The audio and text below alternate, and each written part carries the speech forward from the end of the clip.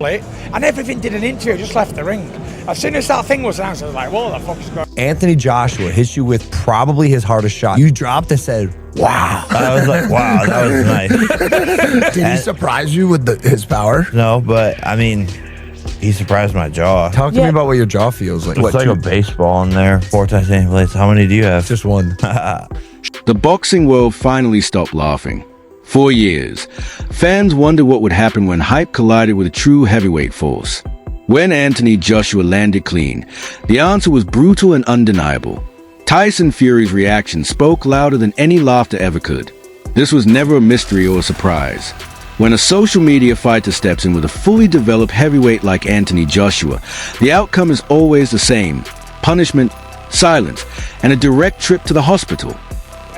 Other than boxing, there's a lot of egos involved, if that makes sense. Like he said this, he said that, and I want this, I want that. Dana White doesn't sugarcoat it. He's essentially admitting that the size difference alone made this fight reckless. Jake Paul chasing big names instead of equal opponents was always a dangerous game.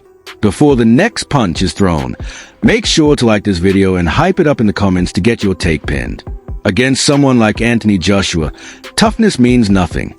Size, power, and experience decide the outcome every single time. With my brother, unfixable. I don't hate your brother. You guys need to fight guys your same size. When you fought Floyd, you are massive. He did hit you with a fucking bomb, and you fucking ate. Jake Paul ending up in a hospital bed was the unavoidable consequence of this matchup. Years of promotional confidence collided with a level of power he had never experienced. Anthony Joshua didn't rush or chase the spotlight. He applied pressure, waited for the opening, and let reality take over. This wasn't bad luck. It was inevitable. Next voice. What's up, guys? The day after the fight. Got out of surgery a few hours ago. They put a plate in my jaw, wired it up.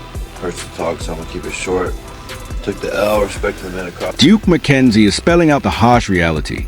Jake Paul's bravado led him straight into danger, and Anthony Joshua punished it flawlessly. The broken jaw wasn't an accident or bad luck. It was a natural result of underestimating a true heavyweight. Joshua's precision and timing left no margin for error, and every punch exposed a gap between hype and elite professional skill. This moment is a stark reminder that in the heavyweight division, experience always prevails. Did that to him, because now he won't be able to talk like he does. For a while we won't have to listen to him. Dana White is saying what everyone in boxing already knew. Matching Jake Paul with Anthony Joshua was reckless from the very beginning. The mismatch was obvious and unavoidable. Size, strength, and experience were all stacked against Paul. Dana's comment highlighted the danger of hype-driven fighters stepping far beyond their level. This was never going to be a competitive fight. Anthony Joshua's power and skill controlled the outcome and eliminated any chance of surprise. Jake made the call, and Joshua answered. Jake Paul Joshua. Oh, Jesus. That's a fucking bad idea. That's a bad idea. Joe Rogan captures the impact of Anthony Joshua's power in real time. One clean shot to the temple changes everything, leaving even the toughest opponents stunned. Jake Paul is learning firsthand what it truly means to face a real heavyweight. The shock is instant and undeniable. This moment exposes a difference between spectacle and reality. Joshua's execution left Paul dazed and reminded the world why only seasoned heavyweights survive at this level. Tapping in as well. Over the top. I mean, that was a full force shot to the temple. I mean, he's right now. So they wipe off his gloves, but you look at him like he's really feeling it right now. I mean, he probably has no idea. Boxing ego sums up the consequences perfectly. Jake Paul's jaw fractured in 2 places is proof of Anthony Joshua's efficiency and controlled brutality. This wasn't about luck or a single moment. Every shot was calculated, precise, and inevitable.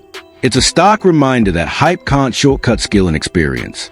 Joshua's dominance was undeniable, leaving a lasting mark not just physically, but mentally, on anyone who steps into the ring unprepared. The broken jaw, it appears, after fighting Anthony Joshua, right? I made this graphic for you guys. You see it. Got his jaw broken in 2 places. Care of me forever and ever, little fucked up.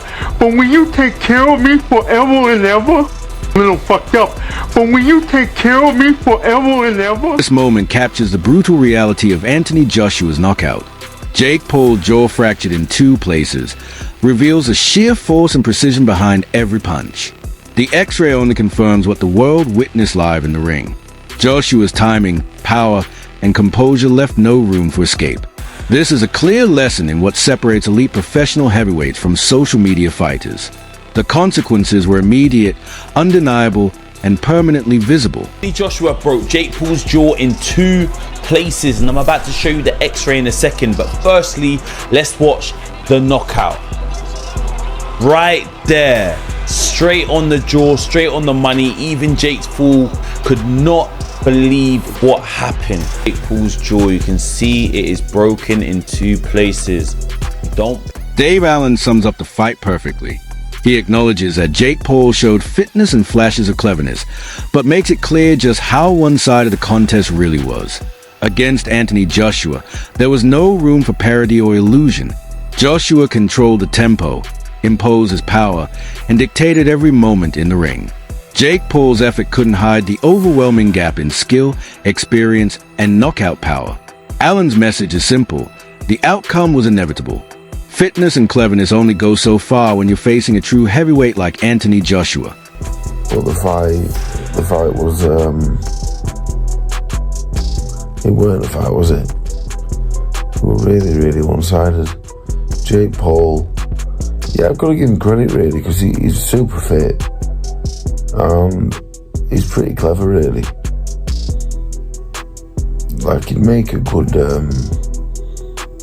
a good journeyman. Anthony Joshua's words show respect, but they also reinforce his dominance.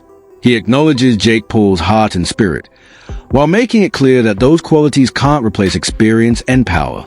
From the opening bell, Joshua dictated the fight, controlling the distance and landing precise, calculated shots. Every time Paul tried to recover, he was confronted with the reality of facing a true heavyweight. Joshua's measured assessment highlights the difference between effort and capability. Heart alone isn't enough to survive in the heavyweight division when a professional like Anthony Joshua is in full control from the start. At the start, but as we saw tonight, Jake has spirit. He has some heart. He tried his best, and I take my hat off to him because, number one, a lot of fighters haven't got in the ring with me, and Jake did. Parker breaks down Anthony Joshua's strategy perfectly. Joshua remained patient, studied Jake Paul, identified the openings, and then unleashed his power. This wasn't a reckless assault. It was calculated dominance. Every step Joshua took reflected experience, timing, and precision. Paul's movement and attempts to evade couldn't withstand a methodical dismantling. Parker's analysis captures a fight in one sentence. Technique, patience, and devastating power define a true heavyweight. This fight was never about luck. It was a clear demonstration of Anthony Joshua controlling every element of the ring. Joshua did what he had to do. It took him a while to get it. He had to break him down and chase him down and unleash his powerful shot. Ariel Helwani captures the tension and danger Anthony Joshua brings to every exchange. His reach, power, and timing are intimidating for anyone who steps into the ring. Every punch carries a potential to end the fight instantly. Jake Paul encountered a level of skill and physicality he had never faced before. Helwani makes it clear this fight wasn't just about landing shots. It was about surviving against a heavyweight in his prime with frightening precision. Anthony Joshua's dominance is reflected in the fear and respect he commands from commentators and fighters alike. And every time he threw a punch, I like winced, because he's a big man and he's an incredible boxer and he's still in his prime, and he's got a very long reach and he's got a lot of power in that right hand, and that left hook is terrifying as well, and so I thought it could end at any moment. And so Vid O'Reilly points to the bigger picture behind Anthony Joshua's victory. Beyond the knockout and total control, Joshua reached a new audience, showcasing his power and skill to viewers who don't usually follow heavyweight boxing. This fight was both an exhibition and a statement. While Jake Paul brought attention, Joshua reinforced his status as a dominant force in the sport. Riley's message is clear. Today was the bread. AJ's win today was the exposure to more people. Even though he's mad famous, as we know, like, there's a community he hasn't touched, and I think he touched that community today. Carl Froch lays bare the futility of Jake Paul in this matchup. Despite lasting several minutes in the ring, Paul could barely land anything while Anthony Joshua dictated the pace and applied relentless pressure. Survival quickly became the only realistic option. Every punch Joshua threw was precise and powerful, exposing the massive gap between hype and true professional experience. Frucker's point is clear. Talent, timing, and technique always overpower bravado. This was a harsh lesson for Jake Paul and a stark reminder how dangerous it is to step into the heavyweight division unprepared. Anthony Joshua's dominance was methodical, intimidating, and completely inept. Just a fucking piss take that this guy's in there with Anthony Joshua, swinging away, landing.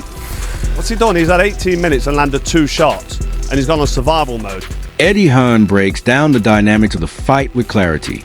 He acknowledges that Jake Paul showed toughness and movement, but Anthony Joshua's skill and power proved overwhelming. The early rounds were a test of patience and timing, and once Joshua found the opening, he executed with ruthless precision. The broken jaw wasn't just an outcome, it was a product of controlled, elite-level technique. Hearn respects Paul's resilience, yet emphasizes the inevitability of Joshua's dominance.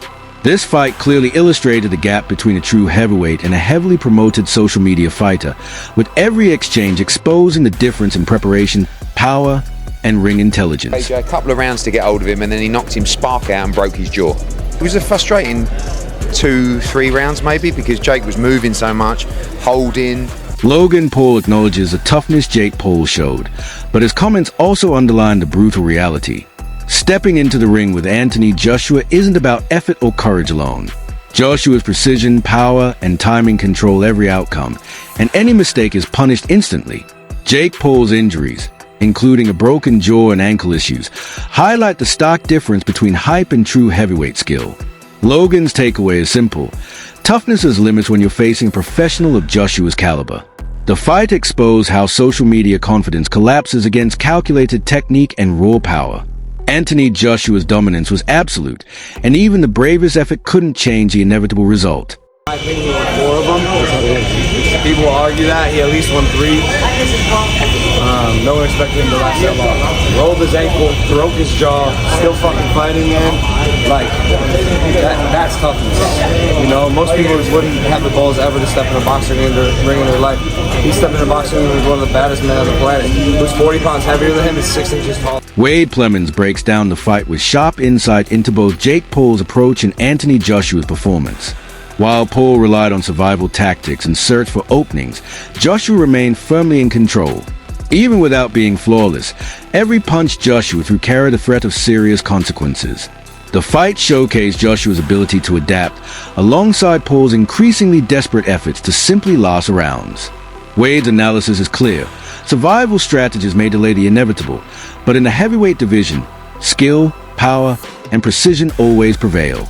The gap between expectation and reality was unmistakable, reinforcing why Anthony Joshua remains one of the most feared heavyweights in the world. I think Jake fought a very, how do I survive long enough to land a right hand type of fight, and it made it a little difficult for AJ to get his timing. No excuses. AJ didn't look great, I'll be honest. He didn't look great. Didn't look like, an AJ we thought we were going to get, the Marauder, the guy that was going to come forward and bang out Jake in 1 round.